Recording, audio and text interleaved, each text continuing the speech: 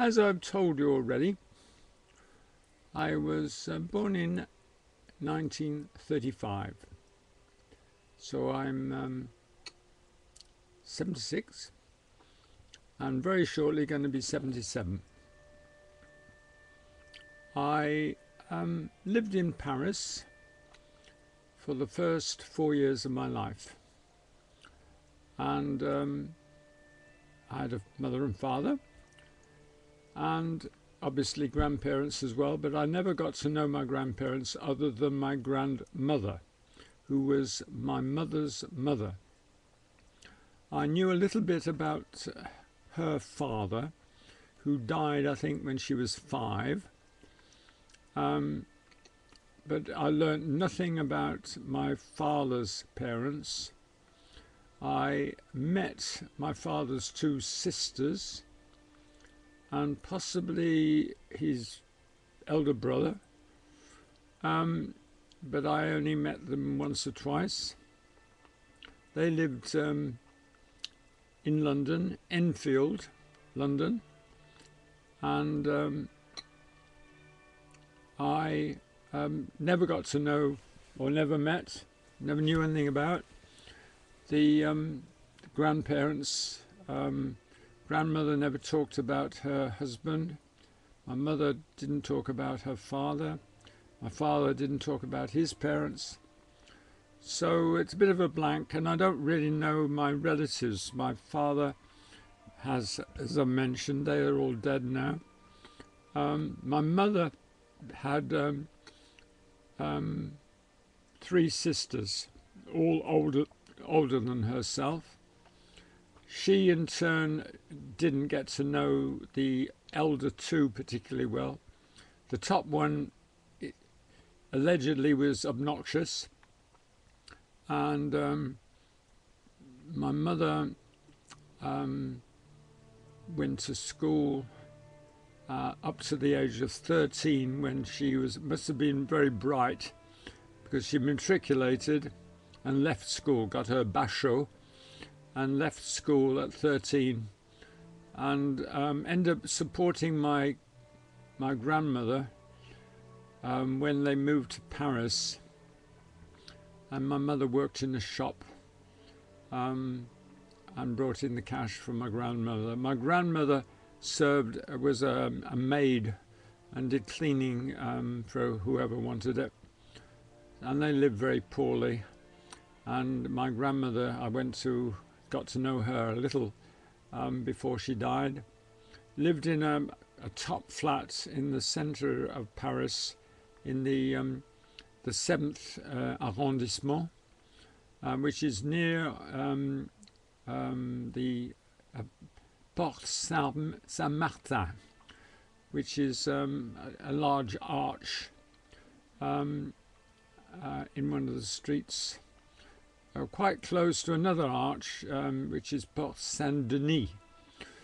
And I remember visiting my grandmother immediately after the war, and got to know her a little. She was a grumpy old woman. Don't remember her being cheery ever, but she must have been. And she lived in pretty primitive conditions, and I could tell about my life there.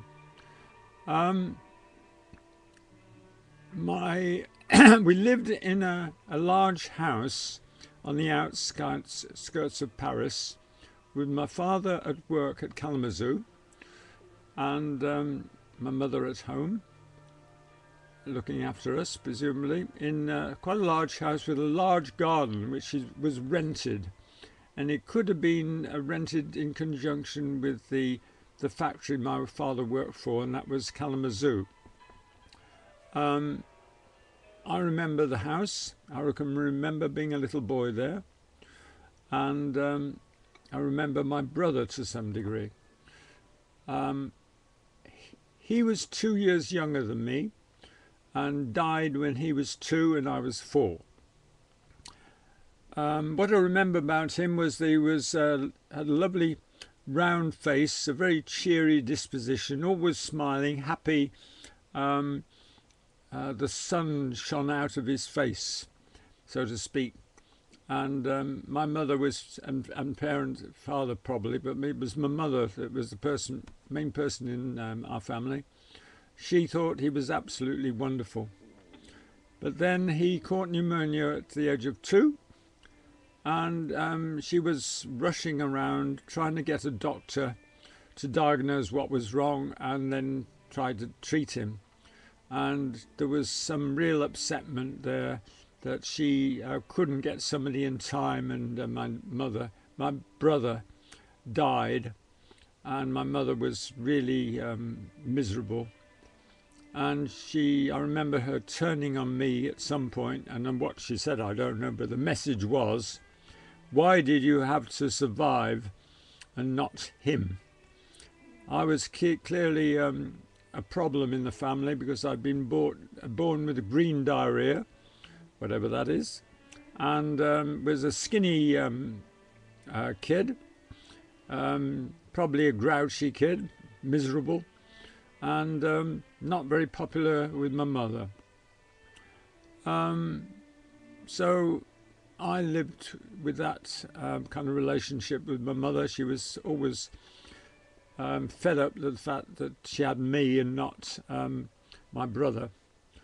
One of the episodes in that connection was the way she dealt with me and food. She used to cook quite a variety of food, but spinach was one of them. And I wasn't having anything of this spinach. I must have been 3.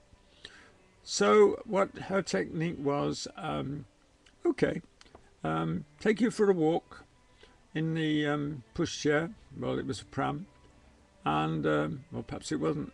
I think it was a pram, and bring me back, and after some fresh air, and put some food on the table. And what was the food? Spinach.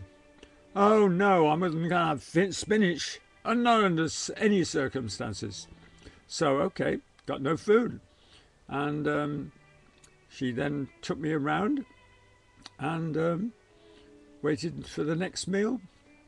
So it could have started in the morning, and it was anyway, it went on with several meals, how many I can't remember, and kept on being served spinach, warmed up spinach, the same spinach. So in the end I gave in, and I had my spinach. The other thing that might be of interest was that I had developed a great liking for cheese, and I mistakenly thought that cheese and soap were synonymous. So one day I tried to get at the soap that would be in the bathroom, and I must have done this before because the bathroom was locked. But I was a pretty determined little boy, and I said to myself, I can climb out the window onto the roof and go along the roof into the window of the bathroom and get in that way and get at what I thought was cheese. Well, I went out onto the roof, but the roof was a glass veranda, and it wasn't up to holding my weight. So I went through the glass veranda, landed on the stone floor below, and ended up with a nasty gash in my lower leg, which was rushed off to hospital, had stitches in it, and I still got the scar now. I survived, obviously, but that was my escapade with the trying to get the cheese. So I think that's enough for now. I can talk more about my experiences in Paris, experiences of being a little boy, my grandmother a little bit, and then escaping from Paris to south of France, coming back by boat to England, and coming to live in Birmingham because my father worked for Kalamazoo. So that's eventually going to an open air school because I was psychologically mixed up and recommended to go there by a psychiatrist, a Dr. Haas, to whom I owe both my health and what mental health I have, and my physical mental health. They did an absolutely superb job of the physical health, and mentally, well, you know me, you can judge for yourself. Right, we'll stop there and see you next episode and see what you think of the whole effect of the lighting and the way I come across before I do another one. Thank you very much.